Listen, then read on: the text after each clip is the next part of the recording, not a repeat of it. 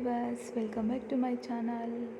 ಇವತ್ತಿನ ರೆಸಿಪಿಯಲ್ಲಿ ನಾನು ಚಳಿಗಾಲದಲ್ಲಿ ಅಥವಾ ಊಟ ತಿನ್ನೋಕ್ಕಾಗದೇ ಇರೋ ಟೈಮಲ್ಲಿ ಅಥವಾ ಬೇಸಿಗೆಯಲ್ಲಿ ಊಟ ತಿನ್ನೋಕ್ಕಾಗಲ್ವಲ್ಲ ಆ ಟೈಮಲ್ಲಿ ತುಂಬ ರುಚಿಕರವಾಗಿರುವಂಥ ಗೊಡ್ಡು ಖಾರ ಅಲ್ಲಿ ಮಾಡಿ ತೋರಿಸ್ತೀನಿ. ಇವಾಗ ಗೊಡ್ಡು ಬೇಕಾಗಿರೋ ಐಟಮ್ಸು ಈರುಳ್ಳಿ, ಬೆಳ್ಳುಳ್ಳಿ, ಮೆಣಸಿನ್ಕಾಯಿ, ಹುಣಸೆಹಣ್ಣು, ಕರಿಬೇವಿನ ಸೊಪ್ಪು, ಸ್ವಲ್ಪ ಮೆಣಸು, ಇದನ್ನೆಲ್ಲ ಒಗ್ಗರಣೆ ಹಾಕ್ಕೋಬೇಕಾಗತ್ತೆ. ಇವಾಗ ಒಗ್ಗರಣೆಗೆ ರೆಡಿ ಮಾಡ್ಕೊಳ್ಳೋಣ ಬನ್ನಿ.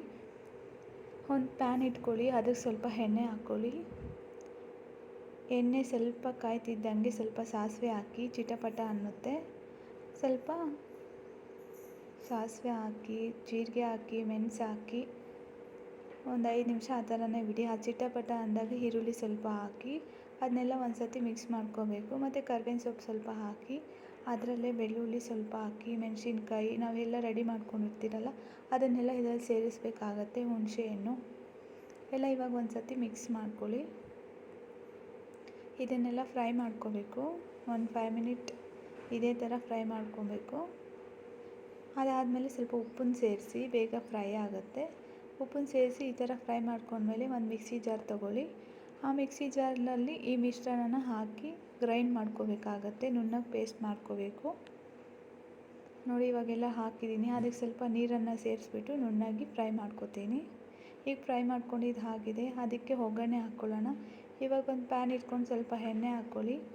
ಎಣ್ಣೆ ಸ್ವಲ್ಪ ಬಿಸಿ ಆಗದ ಇದ್ದಂಗೆಲ್ಲ ಕಡಲೆಬೇಳೆ, ಸ್ವಲ್ಪ ಕರ್ಬೇವಿನ ಸೊಪ್ಪು ಹಾಕ್ಕೊಳ್ಳಿ. ಅದು ಎಲ್ಲ ಆದಮೇಲೆ ಈರುಳ್ಳಿ ಸ್ವಲ್ಪ ಹಾಕ್ಕೊಂಡು ಚೆನ್ನಾಗಿ ಗೋಳಿಸ್ಕೊಳ್ಳಿ. ಚೆನ್ನಾಗಿ ಗೋಳಿಸ್ಕೊಂಡು ಆದಮೇಲೆ ನಾವು ಮಿಕ್ಸಿಗೆ ಹಾಕ್ಕೊಂಡಿರ್ತೀರಲ್ಲ ಆ ಮಿಶ್ರಣನ ಇದಕ್ಕೆ ಸೇರಿಸ್ಬೇಕಾಗತ್ತೆ. ಸೇರಿಸಿ 5 ನಿಮಿಷ ಕುದಿಯೋಕ್ಕೆ ಬಿಡಿ. ನಿಮಗೆ ಗೊಡ್ಡು ಖಾರ ರೆಡಿ ಆಗುತ್ತೆ. ಇದು ಚಳಿಗಾಲದಲ್ಲಿ ಬಾಯಿಗೆ ಎಟ್ಟೋದಾಗ ಎಲ್ಲ ತಿನ್ನೋಕ್ಕೆ ಸೂಪರಾಗಿರುತ್ತೆ.